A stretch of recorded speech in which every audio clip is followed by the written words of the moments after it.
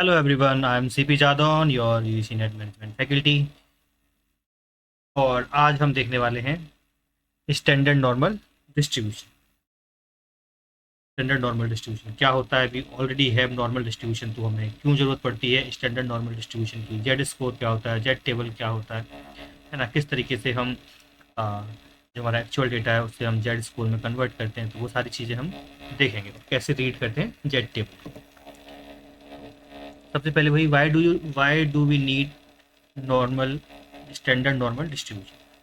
वही बात कि जब हमारे पास ऑलरेडी नॉर्मल डिस्ट्रीब्यूशन का एक फार्मूला था जिसके थ्रू हम प्रोबेबिलिटी कैलकुलेट कर सकते थे, तो फिर हमें क्यों ज़रूरत पड़ रही है स्टैंडर्ड नॉर्मल डिस्ट्रीब्यूशन की? अलग से देखने में क्यों? क्योंकि वो बहुत ही डिफ़िकल्ट कैलकुलेशन थी, उसको यूज करना इतना आसान नहीं था, है ना?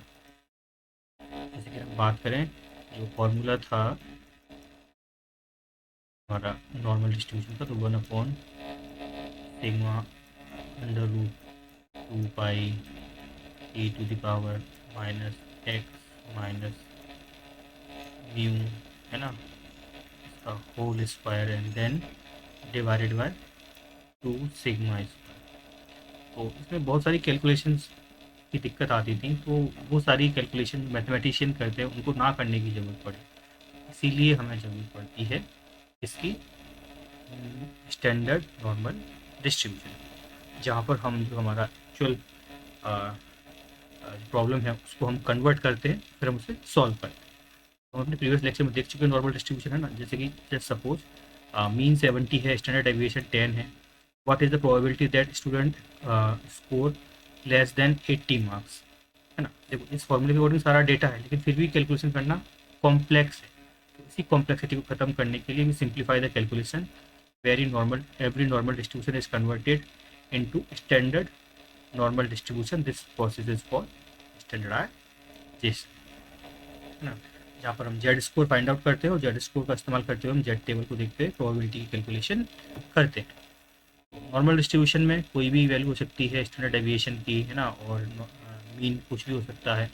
वहाँ कैलकुलेशन थोड़ी सी टफ होती है, तो उसी को आसान बनाने के लिए हमने उसे एक स्टैंडर्ड फॉर्म में कन्वर्ट कर देते हैं, जहाँ हम दो डेटा सेट को भी कंपेयर कर सकते हैं, जैसे जेड फॉर्म में कन्वर्ट करके, स्टैंडर्ड फॉर्म में कन्वर्ट करके जेड वैल्यू के थ्रू। तो उसमें क्या होता है, उस स्टैंडर्ड फॉर्म में मीन की वैल्यू 0 होती है और स्टैंडर्ड डेविएशन वहाँ पे 1 होता है ना? उसे कन्वर्ट करने के बाद G2 कैलकुलेशन हो जाता है।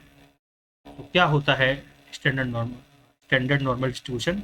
Standard normal distribution is a special type of normal distribution in which mean is 0 and standard deviation is 1।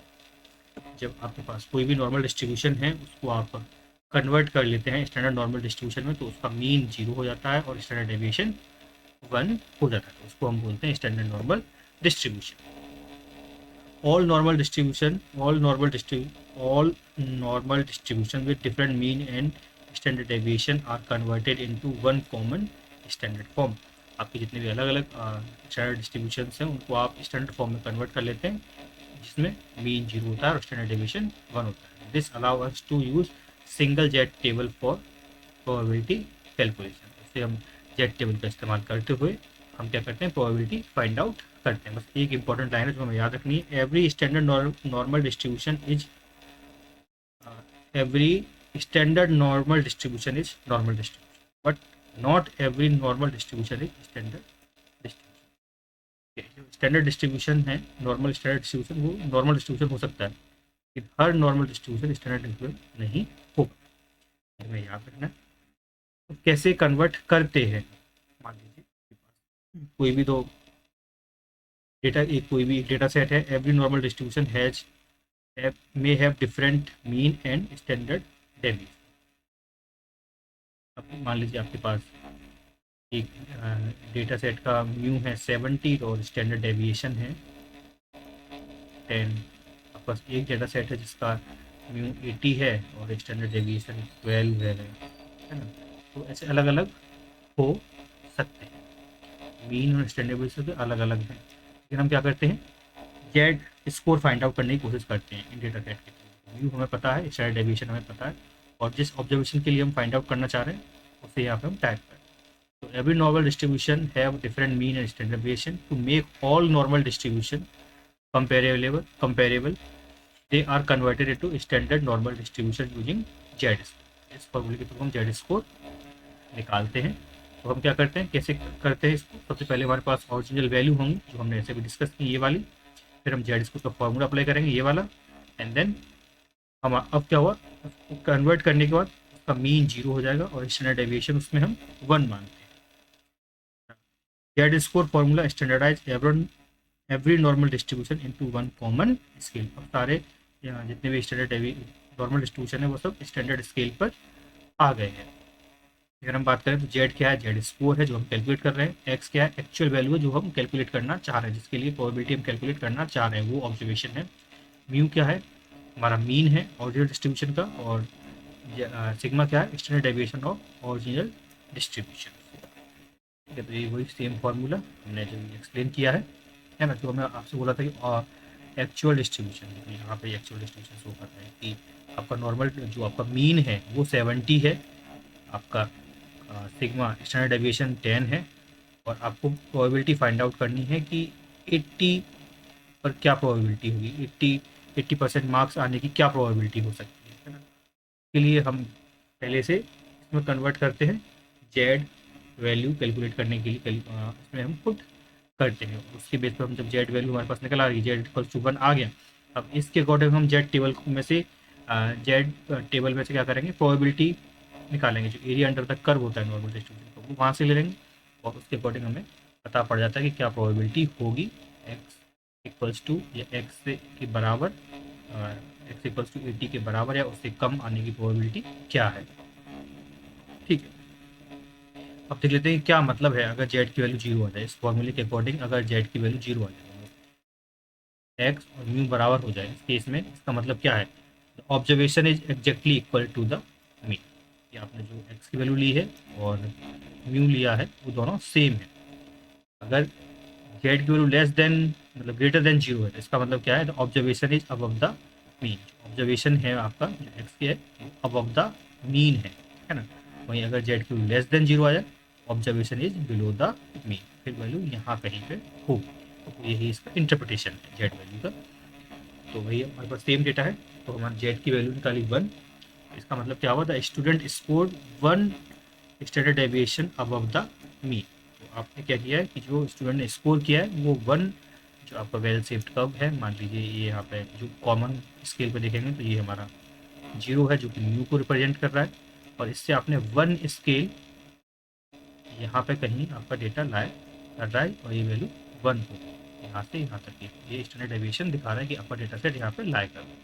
ठीक है, ऐसे ही सेकेंड एग्जाम्पल अगर हम देखें तो म्यू की वैल्यू 17, सिग्मा की वैल्यू 10 एंड स्टूडेंट स्कोर जो उसका स्कोर है मार्क्स है वो 50 है। तो इसके लिए अगर हम जेड वैल्यू कैलकुलेट करें तो कितना आ रहा है, -2 आ रहा है। तो इसका मतलब क्या है कि यहाँ कहीं पर होगा डेटा -1 यहाँ होगा, -2 यहाँ आ जाएगा, जैसे ही +1 हमने यहाँ माना। इस तरीके से हम जेड स्कोर को रखते हैं स्केल पर।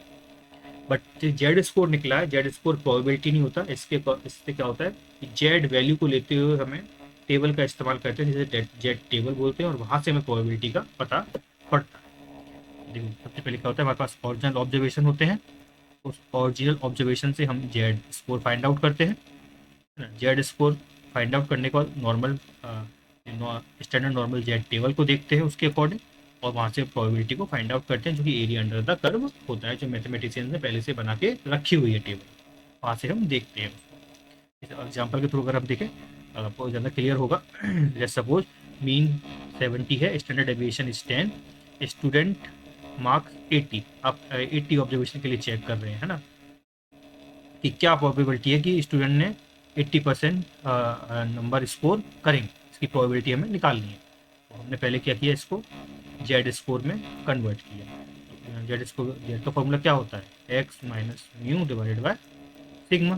सेम थिंग, एक्स की वैल्यू 80 है, म्यू की value 70 divided by 10 that is 1। अब हमने जेड टेबल में देखा कि जेड इक्वल्स टू 1 पर प्रोबेबिलिटी क्या होती है। जेड इक्वल्स टू 1 या लेस देन 1 के लिए probability, equals to less than 1 की प्रोबेबिलिटी है 0.8413। उस टेबल में से हमें ये वैल्यू मिल गई। देखो कितना आसान हो गया, हमें कोई कैलकुलेशन नहीं करनी पड़ती। तो जेड वैल्यू निकाली और उस वैल्यू के अकॉर्डिंग टेबल में देखा और टेबल ने हमें प्रोबेबिलिटी डायरेक्ट दे ली, तो बहुत सारी कैलकुलेशन हमारी बच गई। तो इसका क्या इंटरप्रिटेशन है कि 84.13 ऑफ स्टूडेंट स्कोर 80 मार्क्स और लेस। 84.13 स्टूडेंट ऐसे हैं जिन्होंने 80 या 80 से कम मार्क्स स्कोर किए हैं। तो ये हमेशा इधर वाले डेटा दिखाता है हमारा जेड स्कोर, है ना, इधर वाले डेटा को नहीं दिखाता। ये वाले एजुकेशन की वैल्यू यहाँ पे है, तो इधर वाला वैल्यू दिखा रहा है कि 80%, 84.13% स्टूडेंट ऐसे हैं जिनके मार्क्स या तो 80 होंगे या फिर 80 से कम हों। वहीं हम क्या करें, इधर वाली वैल्यू कैसे निकालें, तो माइनस कर दो, क्योंकि एरिया अंडर द कर्व 1 होता है, ये नॉर्मल डिस्ट्रीब्यूशन में हमें पता है। तो जब माइनस करेंगे तो 15.87 स्टूडेंट ऐसे होंगे जो क्या होंगे, हमारे 80% से ज़्यादा स्कोर, 80 नंबर से ज़्यादा स्कोर करेंगे। तो ऐसे स्टूडेंट का परसेंटेज कितना होगा, 15.87। तो वही thing, Z score tells where the observation, Z score हमें बताता है कि ऑब्जर्वेशन मीन से कितना दूर है ना। वहीं Z table tells about how much probability lies up that observation, की उससे नीचे कितनी प्रोबेबिलिटी लाई करती है, उसके बराबर या उससे कम। जैसे कि यहाँ पे लिखा है ना 80 नंबर आने की क्या प्रोबेबिलिटी है कि कम से कम, तो उसमें कितने स्टूडेंट होंगे कम से कम जिनके 80% या 80% या 80% से कम नंबर आए होंगे, वो होंगे 84.13 स्टूडेंट ऐसे हैं जिनके या तो 80% नंबर आए, 80 नंबर आए होंगे, 80 से कम आए होंगे, है ना। अब how to read Z table, Z table को अपनी बात की, लेकिन कैसे रीड करेंगे। मान लीजिए जेड स्कोर की वैल्यू यहाँ पे तो 1 आ गई है ना, तो 1 के अकॉर्डिंग देखा, और यहाँ पे हमने देखा कि जेड मान लीजिए 0.13 है, जेड की वैल्यू निकल आई 1.23। देखो पहले जो दो डिजिट होती हैं उनको हम रो मानते हैं, पीछे की डिजिट होती है उसको हम कॉलम मान के चलते हैं। इस केस में 1.2 हमें रो देखनी है, उसके उस रो के अकॉर्डिंग 0.03 हमें कॉलम देखना होगा। ये टेबल पहले से ही बनी होती है, ये वाली टेबल बस ऑलरेडी अवेलेबल आपको कराया जाएगा, है ना। ऑल्दो ये एग्जाम में इस तक क्वेश्चन काफ़ी कम पूछे जाएंगे, लेकिन हमें ये पता होना चाहिए क्योंकि ये आने वाले जो नेक्स्ट कॉन्सेप्ट है उनके लिए ज़रूरी है। तो देखो जेड स्कोर 1.23 में रो देखेंगे हम 0.12 और कॉलम हो जाएगा 0.03। ऐसे ही 0.56 में 0.5 रो के अकॉर्डिंग हम देखेंगे कॉलम 0.06। ऐसे करके ही देखते हैं। तो रो कैसे डिसाइड करते हैं, first digit and first decimal place, इस तरह से हमें रो पता पड़ता है। और कॉलम कैसे पता पड़ता है, second place, second decimal place को हम कॉलम बोलते हैं। देखिए कॉलम और वो है क्या, देखो ऐसे करके रो होती हैं, है ना, और ऐसे कॉलम चलते हैं। 0 के अकॉर्डिंग ऐसा है, 0.01 के अकॉर्डिंग ये कॉलम जाएगा, है ना। तो यहाँ 1.4 भी होगा, 1.5 भी होगा, तो उसके अकॉर्डिंग आपको 1.1 भी होगा इससे ऊपर। लेकिन ये सिर्फ एग्जाम्पल आपको दिखाने के लिए, यहाँ से हम वैल्यू उठाते हैं ऐसे करके। तो 0.12 के अकॉर्डिंग ये पहला हमारा रो हो गया। और कॉलम कौन सा देखना है, 0.03 वाला हमें कॉलम देखना है। 0.03 वाला कॉलम ये होगा, तो 1.2 रो और 1.03 कॉलम, तो उसके अकॉर्डिंग प्रोबेबिलिटी कितनी होगी, 0.8907। तो हम ऐसे करके जेड वैल्यू कैलकुलेट करते हैं। तो अब एक न्यूमेरिकल देख लेते हैं पूरा। The marks of a student are normally distribution, एक डिस्ट्रीब्यूशन है जिसमें एक स्टूडेंट के मार्क्स नॉर्मली डिस्ट्रीब्यूटेड है, और उस नॉर्मल डिस्ट्रीब्यूशन में उसका मीन 50 है, स्टैंडर्ड डेविएशन 8 है। फाइंड द फॉलोइंग प्रोबेबिलिटीज़ कि स्टूडेंट के मार्क्स लेस देन 60 होने की क्या प्रोबेबिलिटी है, ग्रेटर देन 60 होने की क्या प्रोबेबिलिटी है, लेस देन 40 होने की प्रोबेबिलिटी क्या है, और ग्रेटर देन 40 होने की प्रोबेबिलिटी क्या है, कि कितने परसेंट स्टूडेंट्स होंगे जिनके नंबर 40% से ज़्यादा आए हों, है ना। तो वही है, और हम कैलकुलेट करेंगे। और हमें यहाँ पता है ऑलरेडी, पहले जेड स्कोर कैलकुलेट करेंगे। जेड स्कोर का फॉर्मूला क्या होता है हमारा, X minus mu divide by sigma. वही है, एक्स की value 60 minus mu that is 50 and then standard deviation that is 0.125 निकल के आया। ऐसे ही हमने 40 के लिए निकाला तो ये कितना निकल के आया, -0.125 निकल के आया। अब इसके अकॉर्डिंग हमें देखना है, तो देखो रो कैसे बनाएंगे, जो पहली दो डिजिट है उनको हम रो मानते हैं। तो 1.2 की रो में हम देखेंगे 0.05 कॉलम, उसके अकॉर्डिंग एक टेबल होगी, वहाँ से ये डेटा देखेंगे तो जेड की वैल्यू निकल के आएगी 0.894, है ना। ऐसे ही हमने सिमेट्रिकल निकाला। तो इस वाले केस के लिए भी, क्योंकि जो दोनों देखो सिमेट्रिकल फॉर्म में है ना, तो उसको सब्ट्रैक्ट कर लेंगे तो वो निकल के आ जाएगा। तो जैसे हम देखा 0.1056। तो बस हमें पता पड़ गई कि ऐसे कितने परसेंट स्टूडेंट्स होंगे जो कि हमें 60% से कम स्कोर करेंगे। तो अगर हम बात करें तो वो कितने होंगे, परसेंटेज फॉर्म में अगर हम कन्वर्ट करें तो ये कितना हो जाएगा, 89.44 स्टूडेंट होंगे जो कि इससे कम होंगे, 60% नंबर से कम स्कोर करेंगे। और वहीं ये 89.44 हो गया, तो इसको जब 100 में से माइनस कर लेंगे तो हमें पता पड़ जाएगा कि कितने स्टूडेंट क्या करेंगे, 60% से ज़्यादा स्कोर करेंगे। तो दैट इज़ 10.56 जो भी यहाँ पे लिखा हुआ है ना। ऐसे ही हम कैलकुलेट कर लेंगे 40 के लिए। आई होप आपको समझ में आया हो कैसे जेड स्कोर कैलकुलेट किया जाता है, कैसे रो एंड कॉलम देखे जाते हैं और उसके अकॉर्डिंग हम डेटा का कैसे इंटरप्रिटेशन करते हैं। एक और न्यूमेरिकल देख लेते हैं कि अगर 2 पॉइंट्स के बीच में निकालना हो कि स्टैंडर्ड डेविएशन, पहले क्वेश्चन समझ लेते हैं। The marks of student are normally distributed, जो स्टूडेंट के मार्क्स है वो नॉर्मली डिस्ट्रीब्यूशन का वो फॉलो कर रहे हैं डिस्ट्रीब्यूशन को, जहाँ पर मीन की वैल्यू 10 है, स्टैंडर्ड डेविएशन 20 है। अब हमें निकालना है probability, find the probability that student score between 90 and 130 marks. अब हमें प्रोबेबिलिटी बतानी है, क्या प्रोबेबिलिटी है, कितने परसेंट स्टूडेंट्स की प्रोबेबिलिटी है कि वो 90 से 130 के बीच में स्कोर करेंगे। तो अब केस अलग हो गया, तो यहाँ पे देखो हम 90 के अकॉर्डिंग पहले निकालेंगे जेड स्कोर, 90 के अकॉर्डिंग जेड स्कोर निकला है, फिर हम 130 के अकॉर्डिंग जेड स्कोर निकालेंगे तो 130 के अकॉर्डिंग जेड स्कोर निकल के आ गया है ना। तो ऐसे करके नॉर्मल डिस्ट्रीब्यूशन होगा कहीं। अब यहाँ पे तो मीन 0 होगा है ना, 0.1 पॉइंट इधर वाले होंगे तो 0.50 यहाँ आ जाएगा है ना। और ये अगर 5 है, +5 में ये माइनस में, तो यहाँ 1 होगा और यहाँ 1.5 हो जाएगा। तो इतने एरिया के अंडर हमें निकालना।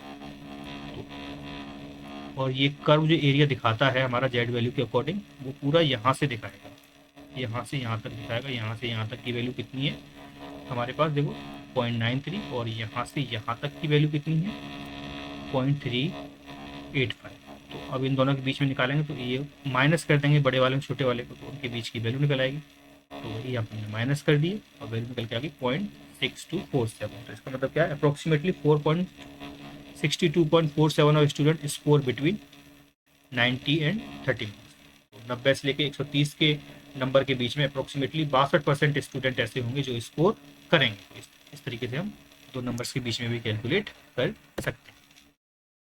और देखो इस तक क्वेश्चन एक बार एग्जाम में पूछा गया था। The marks of the student are normally distributed, mean is 70, standard deviation is 12। If 19.32% of student score below 80, 90.32% ऐसे बच्चे हैं जो x से कम नंबर लेके आते हैं। तो x की वैल्यू बताओ, x को कौन सी वैल्यू है कि जिससे स्टूडेंट कम नंबर लेके आए हों। 90% स्टूडेंट ऐसे हैं जो x से कम नंबर लेके आए हैं। तो x फाइंड आउट करो कि x की वैल्यू क्या होगी। तो ये हमने रिवर्स चलना पड़ेगा।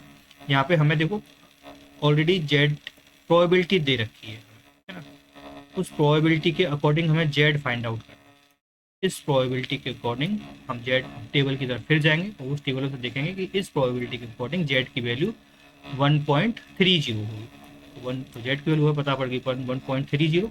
एग्जाम में अगर क्वेश्चन आएगा तो आपको ये वैल्यू मिलेगी, वहाँ पर आपको टेंशन लेने की जरूरत नहीं है ना। फिर हम इसे फॉर्मूले में पुट कर देंगे, सारी चीज़ें हमारे पास है। z की वैल्यू हमें पता है, x हमें फाइंड आउट करना है, सिग्मा की वैल्यू, म्यू की वैल्यू 70 एंड देन 12। तो स्कोर निकल के आया 85.6। 85.6 ऐसा नंबर है, इससे स्टूडेंट 90% स्टूडेंट ऐसे होंगे आपके डेटा सेट में जो कि 85.6 से कम नंबर लेकर आ रहे हैं। इस तरीके से हम जेड स्कोर और जेड वैल्यू का इस्तेमाल करते हैं और कैलकुलेशन को आसान बना लेते हैं। अब यही हमारा ग्राउंड बनाएगा, हम आगे sampling, Z test, T test वगैरह करेंगे उन सब के लिए, तो वहाँ पर ये इंपॉर्टेंट हो जाता है। आई होप आपको समझ में आया हो। मिलते हैं नेक्स्ट लेक्चर में। Thank you.